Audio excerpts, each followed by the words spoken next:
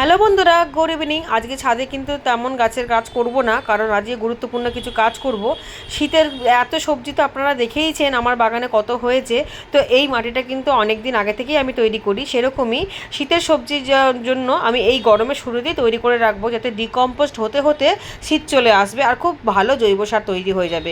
কারণ শীতের গাছের অপশানটা অনেক বেশি থাকে, সে ফুল হোক, সবজি হোক বা ফল। সেই জন্য যদি অনেক গাছ করার থাকে তাহলে সারও তো লাগবে, সার ছাড়া তো গাছ হবে না, ফল হবে না। সেহেতু সার কিনতে গেলেও তো অনেকগুলো পয়সা লাগবে, সেই জন্য আমি আগে থেকেই জৈব সার তৈরি করে রাখছি। তো দেখুন, এই যে বড় ড্রামটা নিয়ে নিয়েছি, এটা কিন্তু ভাঙাইয়ের দোকান থেকে পুরোনো ড্রামই কিনেছিলাম। পুরো ভালো ছিল, খালি একটা জায়গায় একটু ফাটা ছিল, ওই মুখের কাজটা আর সাইডে।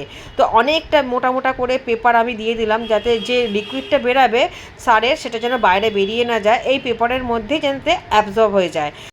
এবার দেবো অনেকটা পরিমাণে গাছের শুকনো পাতা, যেগুলো আমি রোদে শুকনো করে রেখেছিলাম। এগুলো সব গাছের কাটাই ছাঁটাই করে রেখেছিলাম আর একদম শুকিয়ে গেছে।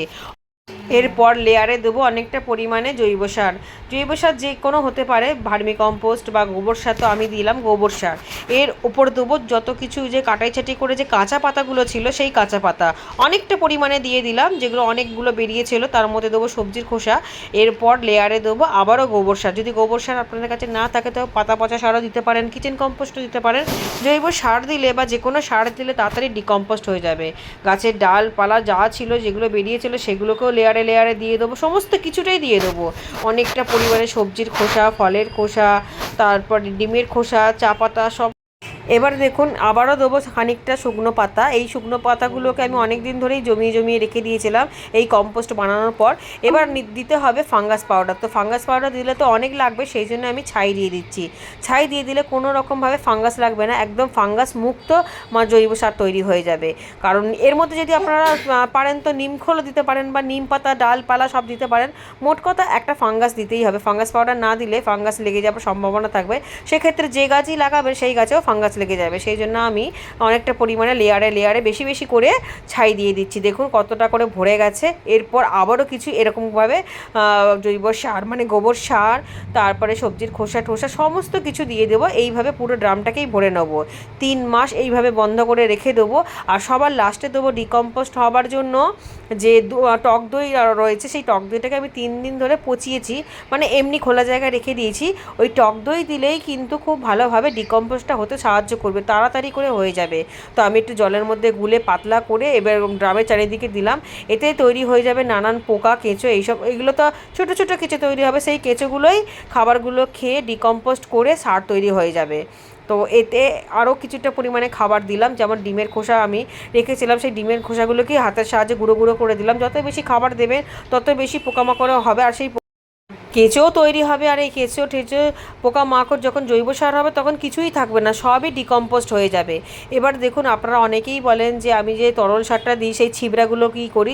যখন তরল সার নিতে নিতে একদম শেষ হয়ে যায় আর লাস্টে ছিবড়েগুলো পড়ে থাকে, তখন আমি এরকম করে দিয়ে দিই সবার ওপরে। এগুলোর মধ্যে যেহেতু পুরো পুষ্টিটা রয়েছে সারের, সেই সারের গুণাগুণগুলো যেহেতু রয়েছে, এইগুলো ওপরে দিয়ে দিই। এর ওপরে আমি গোবর সার বা মাটি ফাটি দিয়ে দেবো। তবে আমি মাটি দিই না, মাটি দিলে গাছ অনেক ভারী হয়ে যায় গাছ করতে, সেই জন্য মাটি আমি দেবো না। আমি দেবো এর ওপর অল্প একটুখানি শুকনো পাতা। আর এদিকে দেখুন, নতুন যে তরল সারটা বানিয়েছি, এটা সেই পুরনো হয়ে গেলে তরল সারগুলো কালো হয়ে যায়। আর পুরনো হয়ে গেলে যে দিতে পারবেন না সেরকম না, যত পুরনো হবে সার ততই ভালো হবে। এরকম কোনো কথা নেই যে টাটকা টাটকা নতুন নতুন সারই দিতে হবে, বারবার জলটা ফেলে না। যখনই যেই সারটা ব্যবহার করতে করতে শেষ হয়ে যাবে তার মধ্যেই নতুন করে বানাতে পারবেন। তো আমার যেহেতু এটা 1.5 বছর বা 2 বছরের পুরনো সারের ছিবড়াটা ছিল, সেই ছিবড়াটা আমি এখন দিয়ে দিলাম। আর নতুন যে সবজির খোসাগুলো দিয়ে তৈরি করেছি, এগুলোর মধ্যেই আবার সার করতে করতে পুরনো হয়ে কালো হয়ে যাবে। যেমন এই বালতিটা কালো হয়ে গেছিলো, এটা পাঁকে পরিণত হয়েছে। ভীষণ স্ট্রং খাবার, অল্প পরিমাণে নিয়ে বালতির মধ্যে জলের সাথে মিশিয়ে গাছে দিই। আর এটা হচ্ছে নতুন, এটা বেশি দিন হয়নি, 6-7 মাস হয়তো হয়েছে। এবার সব কিছু দেওয়ার পর আবারও খানিকটা ছাই দিয়ে এবার ড্রামের মুখটা ঢেকে রেখে দেবো। 3 মাস পর খুলবো। 3 মাস পর যখন অনেকটা নিচে নেমে যাবে তখন নাড়াচাড়া দিয়ে আবারও কিছুটা জিনিস দিয়ে দেবো, তাহলেই শীতের জন্য শক্তিশালী সার তৈরি হয়ে যাবে আর আমাকে সার কেনার ঝামেলা থাকবে না। এর মধ্যে যে কোনো ফুলের গাছ, ফলের গাছ বা সবজির গাছ শীতের খুব ভালো হবে আর অনেক দিন টাইমটা পেয়ে যাবে। আস্তে আস্তে করে ডিকম্পোস্ট হতে থাকবে। এক সাইডে রেখে দেবো টেবিলের তলাতে, আর যাতে রোদ না লাগে। আর এইভাবে রেখে দিলে বৃষ্টির জল ঠালও পড়বে না আর হালকা হালকাভাবে রোদটা পড়বে, তাপও লাগবে আর ডিকম্পোস্টটাও হয়ে যাবে। সমস্ত কিছু সাজিয়ে গুজিয়ে নিলাম। এবার ছাদের কিছুটা কাজ করব, গাছে জল দেবো। যেহেতু কাজ করছিলাম বলে গাছে জল দেওয়া হয়নি। আমি সমস্ত কাজের শেষে জল দিই, কারণ আগে থেকে জল দিলে কাদা কাদা হবে। এই কথাটা আমি বারবার বলি যে আগে থেকে আমি জল দিই না। আগে থেকে জল দিলে পুরো ছাদটা নষ্ট হয়ে যাবে। ড্রামটা একটুখানি ঘুরিয়ে রাখলাম, যেহেতু অনেক দিন পর ব্যবহার করব, তো সেই জন্য সামনের দিকে সরিয়ে রাখবো বলে আবারও বার করতে হলো। তো এইভাবে আপনারাও যদি পারেন তো করে রাখবেন, তাহলে বিনা পয়সাতেই এত সুন্দর সার তৈরি হয়ে যাবে।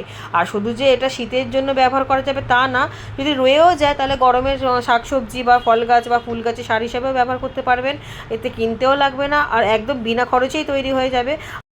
বাগানের কাজ করতে করতে এতটাই দেরি হয়ে গেছিলো যে নিচে নেমে গেছিলাম, সেখানে অনেক সংসারের কাজ ছিল।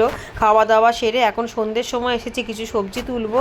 কারণ কিনবো কেন, কি যখন ছাদেই রয়েছে আর ছাদে লাইটেরও ব্যবস্থা রয়েছে, তাই। তবে রাতের সময় খুব একটা বেশি তুলবো না, যতটুকুনি দরকার ততটুকুনি তুলবো। কিছু টমেটো তুললাম, শিম তুলবো আর কিছু পেঁয়াজকালি তুলেছিলাম দিনের সময়, আর পেঁয়াজ পাতাও তুলেছিলাম, সেটা তুলবো। আর সেই লাউ তো আমি দিনের বেলা তুলে রেখেছিলাম, ছাদেই রয়ে গেছিলো। ওই যে লাউটা আমি কেটে রেখেছিলাম আগের দিনকে, সেই লাউ, একটু শাক আর এই পেঁয়াজকালি, পেঁয়াজ পাতাগুলো, ব্যাস এইটুকুনি আমাদের হয়ে যাবে। তবে টমেটো আরও তুলতে হবে, কারণ অনেক পেকে গেছে আর পেকে গিয়ে নষ্ট হয়ে যাওয়ার থেকে তুলে ব্যবহার করে নেওয়া ভালো। কিছু বন্ধুবান্ধবদেরকেও দেবো, সেই জন্য কালকে সকালবেলা এসে তুলবো। ঠিক আছে, ঠিক আছে বন্ধুরা, আমি ভিডিওটা এখানেই শেষ করলাম। সবাই খুব ভালো থাকুন।